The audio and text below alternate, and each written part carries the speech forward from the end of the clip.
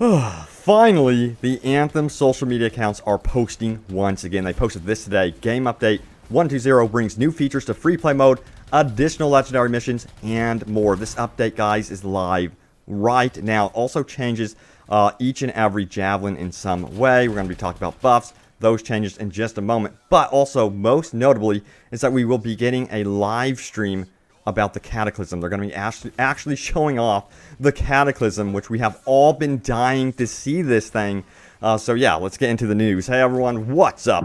Open World Games here. Hope you guys are doing good. Let me know what you are up to in the comments below, and let's do this. So yes, Jesse, community manager of Anthem, goes on to say the following. He says, "Hey everyone, it's been a little while. I'm excited to finally share some of what the team has been hard at work on.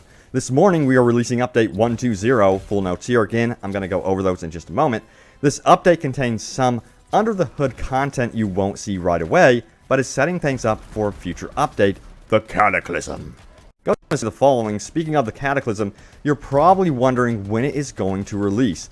Rather than rush it out the door, we want to take time and get feedback from you and make changes based on what we hear. In order to do that, we are releasing a public test server on PC, which will allow you to see the content as it is being developed and gives you the ability to provide feedback. While this won't immediately solve all the current issues, we want to continue to hear from you as we make improvements to Anthem, and the PTS is a great way to do that. Furthermore, he says the following: we'll be diving deeper in these topics and others, as well as giving a first look at the Cataclysm tomorrow on a live stream at 3 p.m. Central Time over on Twitch or Mixer. We do hope you'll join us as we take this step towards a better Anthem. Jesse. So, yes, the Cataclysm is going to actually be on display tomorrow in that live stream. I will have a recap for you all here at Open World Games, just in case, you know, if you're stuck at work or, you know, school, what have you. Come back to Open World Games. Look forward to that video. I'll have the full breakdown and all of those details. But right now, let's get into all of the details regarding this patch that just released. What was added, what has changed about Anthem. So let's do this. So this is what it says. Features: free play. Says improved the compass to show collectible items as a question mark when you are near one. Added a purple target icon to show an area where an enemy that is guaranteed to drop loot will appear. When the enemy appears, they will have a white target icon. That's a pretty cool change. They said added the ability to fast travel to different Strider locations from the map while in free play, which will definitely be helpful going forward. And again, you know, a lot of this stuff, I know a lot of you guys will say, should have been included in the base game for sure. And I get where you guys are coming from with that one. But let's keep going. It says here, 3 Emerald Abyss legendary missions have also been added to the game. And furthermore, it says load screens now display lore regarding the location that you are loading into. Added a simple UI for players to communicate non-verbally with each other and express themselves via emotes. This is accessed by pressing down on the D-pad if using a controller, or B on a keyboard for PC. So they added some pretty nifty UI changes there as well. Now also it says this: there's been some general fixes, fixing this issue where the Alt key could not be correctly used in key binding. And then also for creatures, they say this: Dominion, Storm, and Frost Brutes no longer have shields.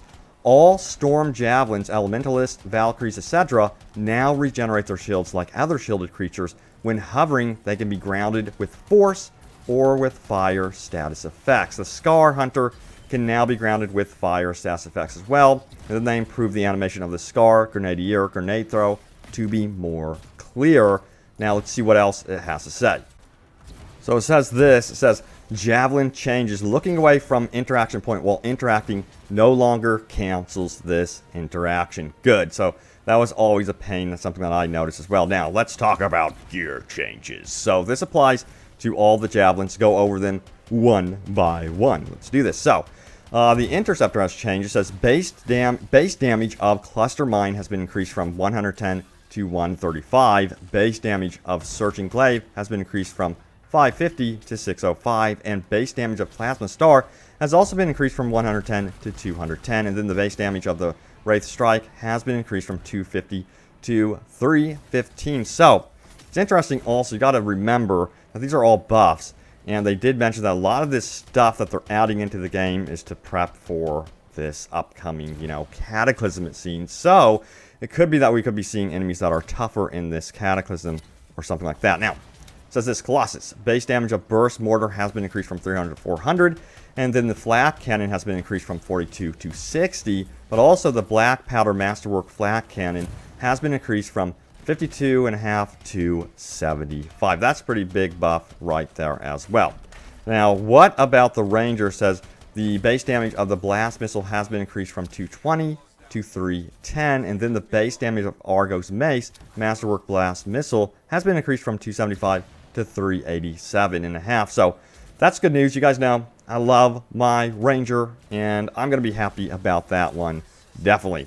Now also, let's talk about the Storm. It says base damage of the Flame Burst has been increased from 150 to 260, and then they also increased the base damage of the Venomous Blaze. Masterwork Flame Burst has been increased from 225 to 390. That's a pretty significant increase there. Big time. But they also increased the Arc Burst base damage from 300 over 150 to 375 over 185. So as you can see, some noteworthy changes to your Javelins right there. Let me know if you are thinking about mixing it up and trying a different Javelin based on what you are seeing. And let me know what Javelin you are currently playing with in the comments below. But also, this is an interesting thing that Jesse had to say as well. He says, in update 1.2.0, we made some changes to matchmaking to improve the player experience. You may see longer wait times for certain activities, but this should allow having a greater chance for being matched up with other players instead of being put into an empty game. In addition to this, we've extended the times that will allow players to backfill existing missions and strongholds. So it sounds like they're adjusting, this is what I get, they're adjusting the matchmaking based on the current population in Anthem. You guys have probably heard the news that the population for the game hasn't really been the best. So that's what I am kind of getting with that one, that they're going to be making matchmaking a little bit more ready for that, for sure. Alright, so let's keep going, shall we? So yeah, there were additional changes in the patch notes, a bunch of fixes and bugs that were also addressed. Also, I wanted to highlight this right here. This was posted by Tierlit20, who basically recaps what was posted here also with the bug fixes. But just to recap, they added fast travel in free play, added visuals for enemies that guarantee loot drops, added callouts for basic non-verbal comms, fire effects will ground enemies as it does, some enemies have their shield removed, enemy storms don't regain their shield as quickly, load screens now show relevant lore, and then they increase the Javelins, abilities, buffed them, and then they added new legendary missions. But for the bug fix, it says, mostly fixes to getting stuck in an environment, post missions, loot count fixed, enemies with multiple statuses will combo properly now, and various quality of life fixes. You can read about the bug fixes. It's ridiculous. It's a huge, long list. So I will throw that link in the description below if you just want to read it for yourself. But appreciate that recap there, definitely. But let's go over your top comments.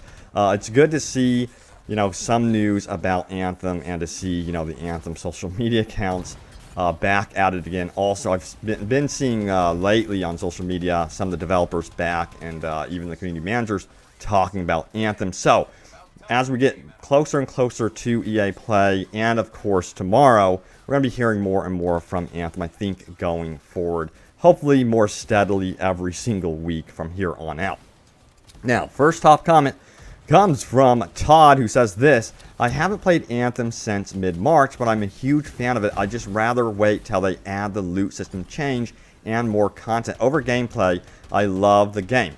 Great mechanics and visuals. I still haven't played the new Stronghold because I don't want to be disappointed with the loot. Keep up the good work with the update, with updating us, Rob. No problem, man. But yeah, I hear what you are saying. There was no mention, it seems, about the loot. Hopefully, crossing our fingers, they mention something in the live stream tomorrow. We have to hear about what is going on with the loot. I mean, I would think that the Cataclysm would have rewards tied to it, new stuff. So crossing our fingers that we hear about this loot situation tomorrow. Now, also, JKS says this: I still don't expect Anthem to be a good game for at least another year. So yeah, it's happened before with many other games. You guys know I've given examples. It took Star Wars Battlefront 2 forever, and many people claim, and say that that is a good game right now. And I personally think Star Wars Battlefront 2 is actually on its way to becoming something special as they keep adding in what we actually want as a community and fans. So, you never know. Anthem could turn around. It's going to take a while, but I do believe it could actually turn around. Now, let's go over the next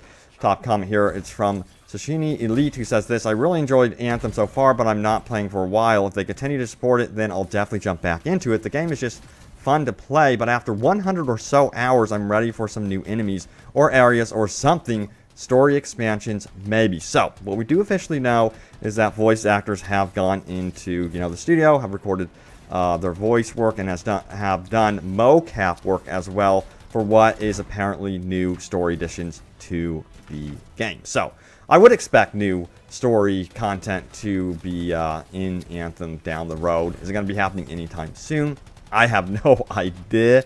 I wouldn't hold your breath on that one, but it looks like they're focusing on the Cataclysm. So it looks like to me they're really focused on that Cataclysm behind the scenes. They're most likely working on the loot situation. Pretty hardcore, I would imagine, that they're in the trenches right now when it comes to that loot situation. They're just not talking about it.